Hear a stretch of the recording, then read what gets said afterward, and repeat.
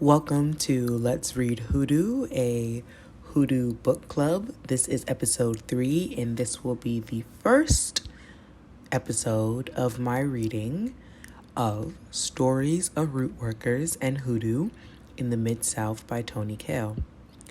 I do hope you all have purchased the book to read along with me. If you have not, that is okay, but I will leave a link in the bio of where you can purchase this text. I consider this a foundational text when you are new to Hoodoo, in addition to jambalaya. If you haven't already, you can listen to my reading of Jambalaya, the Natural Woman's Book of Personal Charms and Practical Rituals by Louisa Tish. I'm going to also leave a link to that in the description box, as well as if you click that eye in the top right corner of the video. It's on the screen right now. Just take a look at your screen. I know this is audio format, but take a quick glance at your screen. On the top right corner, click that eye. And all of my episodes where I read Jambalaya, the Natural Woman's Book of Personal Charms and Practical Rituals, will be linked there. That was the first text that we read along together in Let's Read Hoodoo, a Hoodoo book club. So today we are going to be reading Stories of Rootworkers and Hoodoo in the Mid-South by Toni Cale. I'm going to be starting at chapter 1, The Secret Institution. Read along with me. I must go with him to another part of the woods where there was a certain root, which if I would take some of it with me, carrying it always on my right side would render it impossible for Mr. Covey or any other white man to whip me. Frederick Douglass. The practices of root work and conjure were born out of the healing and spiritual traditions of Africa. These rich traditions were kept alive in secret amid the abuse and violence of slavery. As slaves were brought into the Delta and families expanded through the Mid-South, the practices that aided in their survival began to pour over into the public's eye. What was once hidden in plain sight was being observed by outsiders who, in most cases, ridiculed and shunned the practices, while a segment of non-practitioners feared, respected, and sometimes even used the traditions. The culture of hoodoo was so prolific throughout African American communities throughout the United States that its practices even garnered the attention of the President of the United States. In 1919, Woodrow Wilson stood before Congress, and as he was reaching into his pocket, he accidentally dropped a piece of red cloth. The president explained to the members of Congress and the press that he had dropped his conjure bag and that he kept it to help his rheumatism and other problems. Wilson chuckled, and so did the members of Congress. While the concept of the conjure bag was being laughed at, it also became apparent that hoodoo had made quite an impact on the consciousness of the country. The once secret institution of healing and magic was no longer secret. As the practices of African Americans began to be revealed in Southern society, they also continued to be feared and demeaned. Reactions found in Mid-South newspapers from Kentucky, Mississippi, and Tennessee, and carried in other papers nationwide, starting in the early 1920s, were quite alarming. Here are a few quotes from those very papers. Hoodoos, or African witches, are operating in Boyle County with frightful results. 7 colored citizens have already been driven to madhouse by the alleged satanic influences of the hoodoos. The Kentucky Advocate, Danville, Kentucky, May 7th, 1925. Devil worship still exists. Voodoo practices originating in Africa have not lost their hold among Negroes in America. The witch doctor business thrives among the Negroes of the South and to some extent the North. It is a kind of magical art called voodoo and came originally from Africa. For a moderate price, you can buy a hoo-hoo packet from a voodoo woman that is guaranteed, if fastened to his front gate inconspicuously, to cause your enemy to sicken and die. It contains such articles as bits of bone, a tooth, or two feathers. Cuba Daylight, March 21st, 1918. Rumblings of African mumbo-jumbo were heard in the juvenile court as a delegation of Negroes came here from Athens, Tennessee, to protest the holding of a Negro girl named Susie. The delegation told Judge L.D. Miller that Susie paroled from the state training school recently and was doing well, and that charges against her were conjured up by that old hoodoo. Corpus Christi, Texas, Caller Times, August 27, 1937. The practice of traditional healing and conjure were frequently looked on as foolish superstition by those outside of the African American community in the Mid-South. Traditional practices that had never been performed for years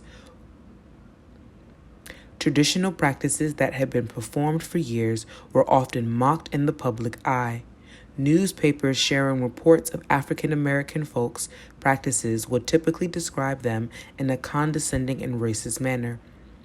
A 1906 news story in the Natchez Democrat out of Natchez, Mississippi, shared the sentiments of many white Southerners at the time.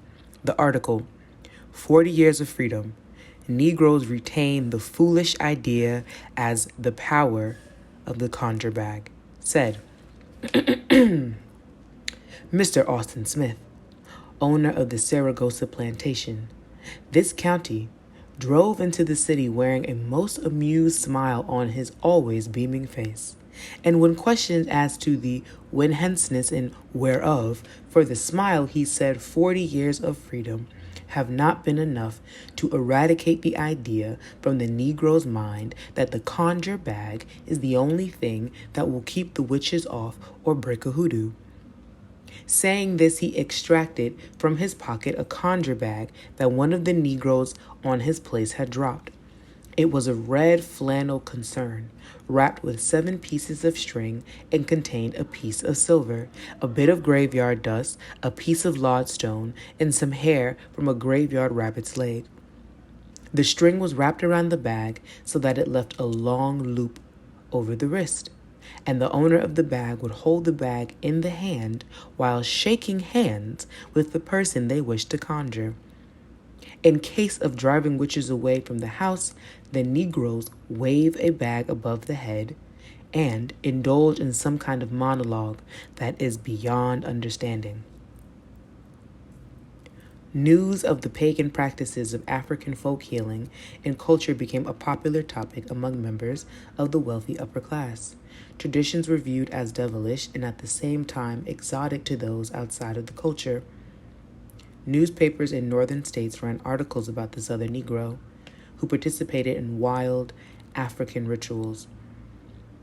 Following a high-profile incident in Montgomery, Alabama, involving a member of an African healing culture, the Montgomery Advisor spoke of how a shabby, smelly room on Montgomery's Monroe Street could just have easily been a thatched hutch in the jungles of Haiti, and the witch woman who practiced her voodoo rites over a smelly brew could have readily been a sources of that island of black magic. In 1915, a group of politicians gathered in the Waldorf Astoria Hotel in New York to listen to an animated Tennessee judge named Benjamin Franklin Adams as he discussed Southern culture. The conversation drifted into the topic of hoodoo and conjure bags in the South. Benjamin Franklin Adams says, "What I have noticed hereabout, don't even know what I mean when I speak about a conjure bag.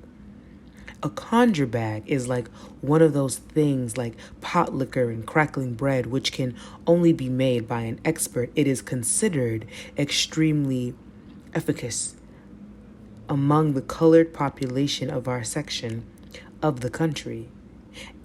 And not a few of the poor whites pin their faith in it.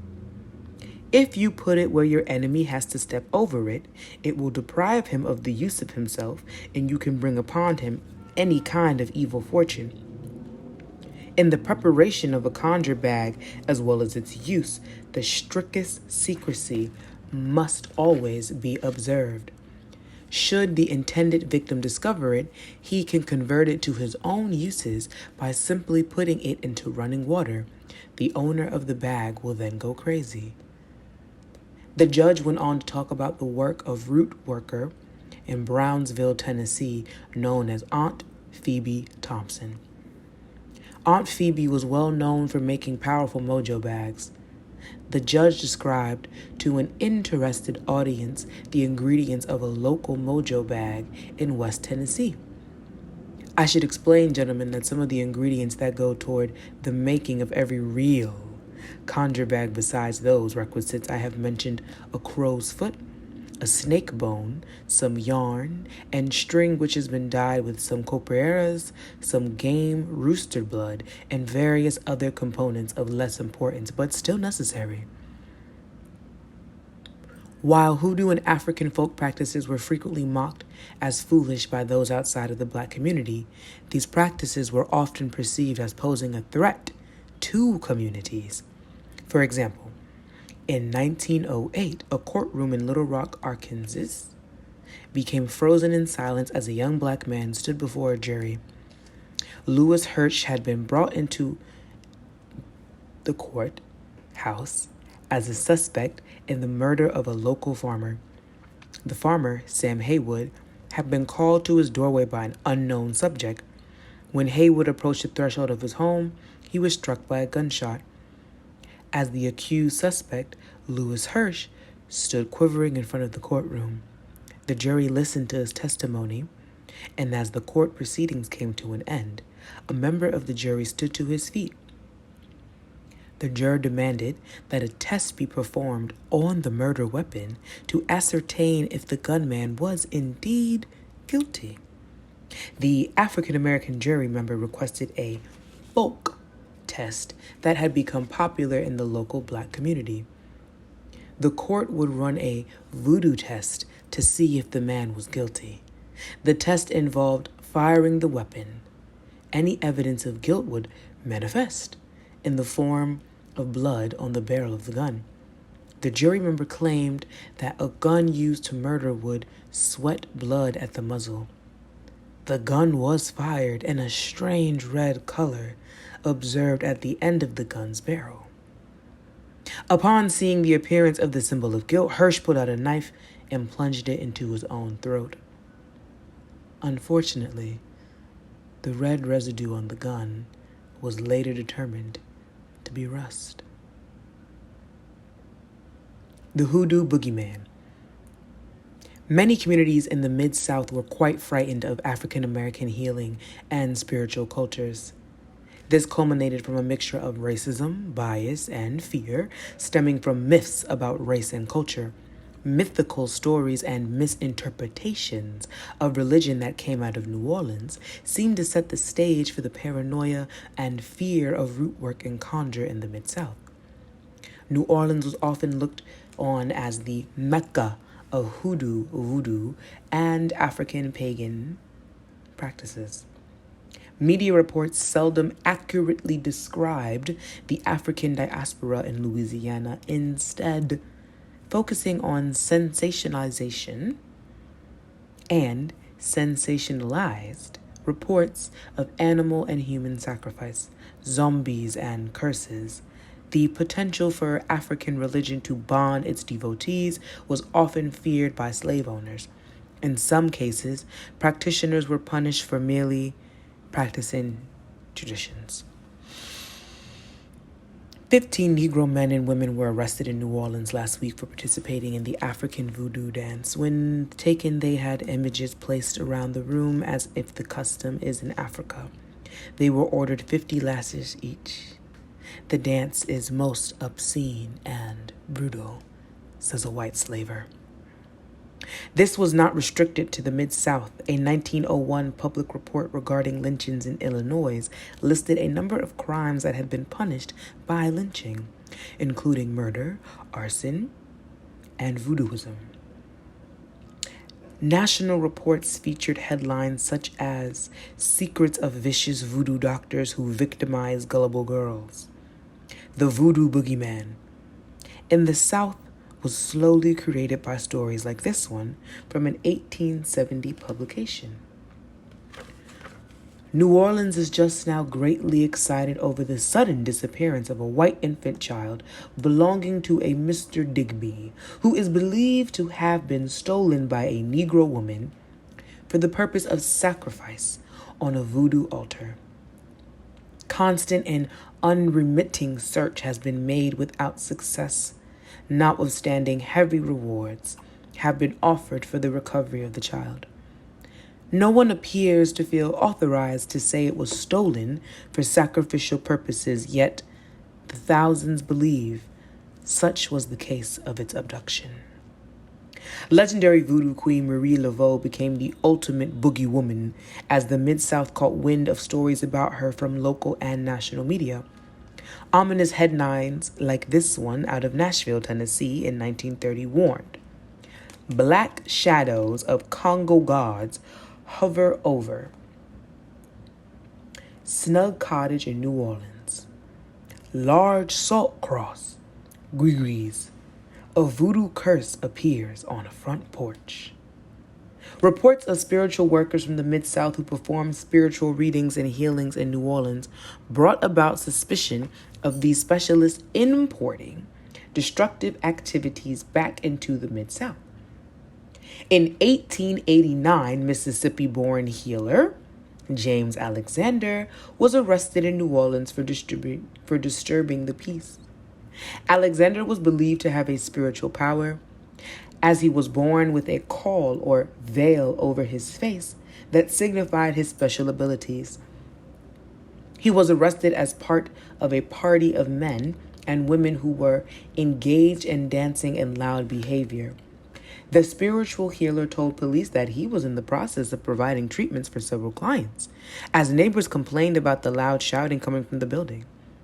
Accounts tell of dancing, shouting, spiritual treatments, and men and women dressed in loose clothing. Many of the same characteristics would be found in a number of the diverse African healing and spiritual traditions throughout the Mid-South. As Mid-South communities began to see African folk practitioners as invading enemies, threats of violence began to rise, with reports of cities like Memphis of local citizens assaulting root workers. Law enforcement in cities like Memphis and Montgomery began a series of campaigns that included mass arrest, undercover operations, and rounding up of spiritual workers in Black communities.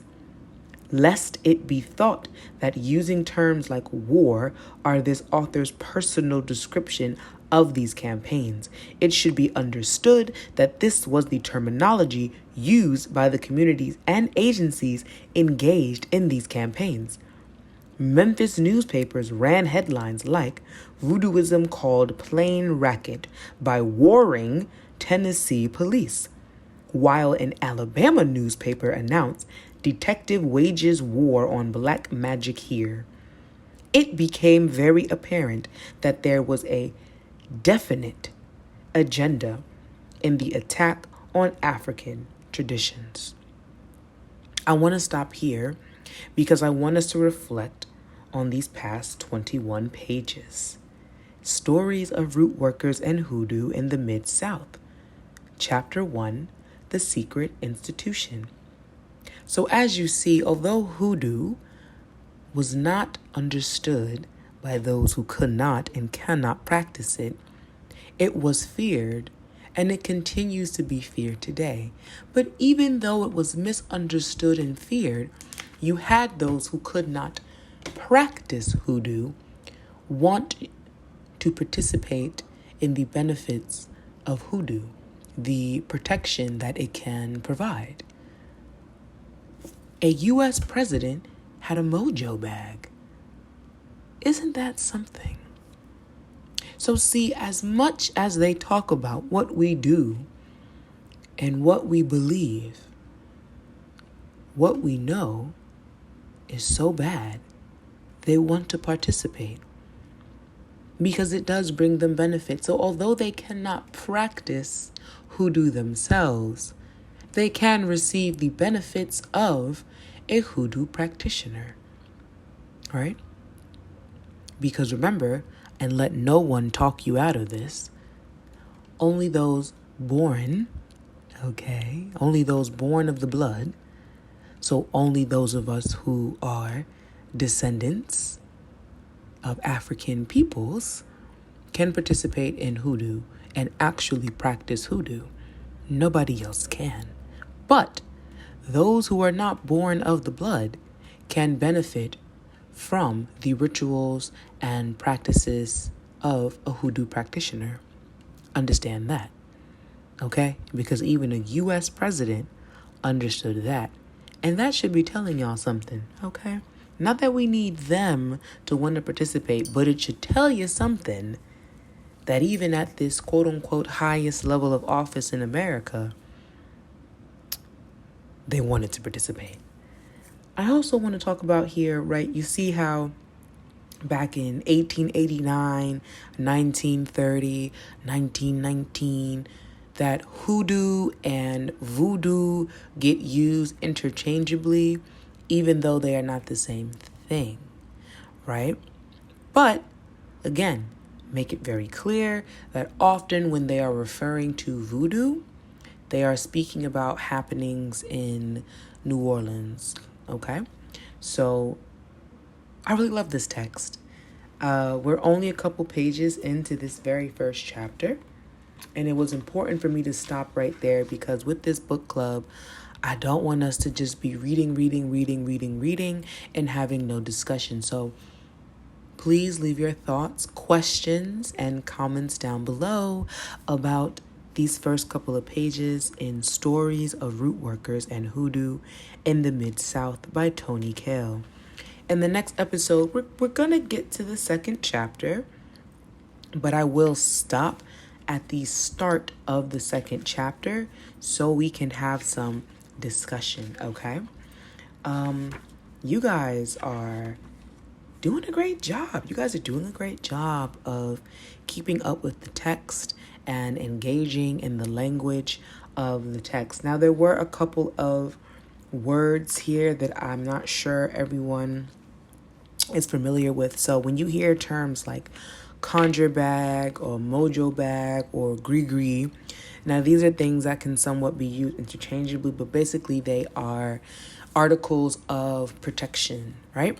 They are protection concerns. So they are things that you wear around yourself to bring you good fortune, to bring you luck, to bring you peace, clarity, understanding, vision, protection, so on and so forth. All of that will depend on what you put inside of your conjure bag, mojo bag, or your gris-gris. I do encourage you to, before you Google what a gris-gris is, that is Gris, Gris. Before you Google what a gris-gris is, what a conjure bag is, what a mojo bag is, I would implore you to sit by yourself in a room that's relatively quiet. Doesn't need to be silent, but you need to be able to hear your thoughts. And I want you to ask yourself, what do you put in a conjure bag? And I want you to write down the first couple of things that come to your mind. No set number, just write down everything that comes to your mind until nothing else is coming to your mind. And then I want you to Google those things in the spiritual properties and benefits of those things. Go to a couple of sources, go Go deep in the pages. Don't just take the first 4 pages of results on Google. And I want you to write down what you find. Because whatever you first think of that comes to mind about what you should put in a conjure bag, a mojo bag, a gree is what your people probably did, right? And then I would implore you to take your findings to your altar and speak to your ancestors about what it all means. Tell them to give you vision, tell them to give you clarity and deeper understanding about why those particulars should be put in a mojo bag, a conjure bag, a gree. Your ancestors are always your first point of communication, understanding, and study.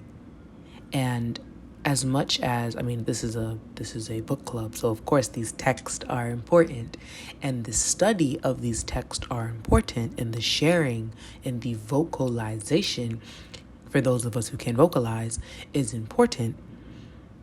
What is more important is going to your ancestors first. These texts are supplemental, but they are not to be ignored, which is why I am reading them, which is why I am truly asking all of you to read them as well when you can. Read along with me, read after me, but read these texts, right? Buy these texts, because some of these texts go out of print sometimes because they're not being sold. And I don't want there to ever come a time where some of these texts go out of print for decades or millennia, because we're not reading, we're not preserving our traditions. I know African peoples and the descendants of these peoples are very big on our oral tradition and our griots and sharing that way. But what's often overlooked is how much we wrote things down and the importance of writing those things down and making sure they remain in circulation amongst us. So do not take these texts for granted.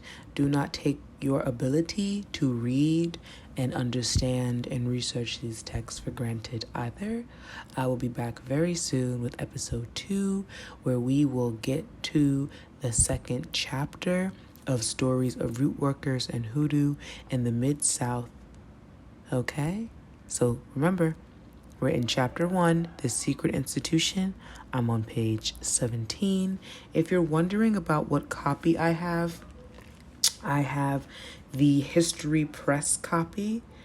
So look for that copy if you want to be reading along with me exactly. But that's the copy that I have. I have the copy published by the History Press. Really nice copy. Paperback. I like to take notes in my books. I like paperback. They're just a little bit easier to maneuver and bend. I'm not so upset about the spine on my paperback text when I'm writing notes and bending the pages and, dog-earing them and things like that. But that's what I have for you today. I hope you enjoyed this reading. I will be back very, very soon with more. Okay, thank you.